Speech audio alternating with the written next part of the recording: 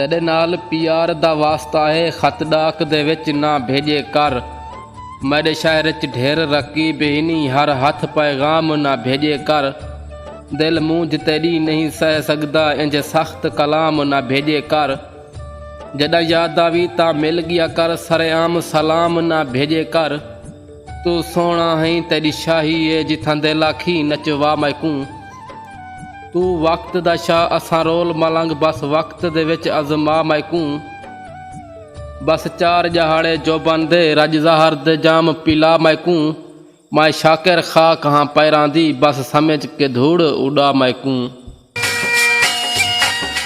कल सेंगी मंजर देखे हाँ उजा त्यारिया हन मजा जारिया हन ऊ अखी कजले नाल अपनिया चा शीशा खूब सवारिया हन मजा जारिया हन उंदे वल वल कूड़ भी सामने हन गल मैडे पीत जा गारिया हन मजा जारिया हन उनको शाकिर वंजण दी जल्दी है या अखी मैना ठारिया हन मजा जारिया हन।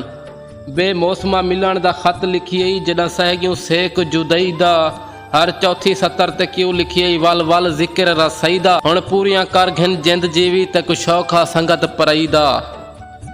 नाजरीन इस तरह की मज़ीद वीडियो देखने के लिए हमारे चैनल को लाइक और सब्सक्राइब ज़रूर कर दीजिए ताकि हर आने वाला नोटिफिकेशन सबसे पहले मिले।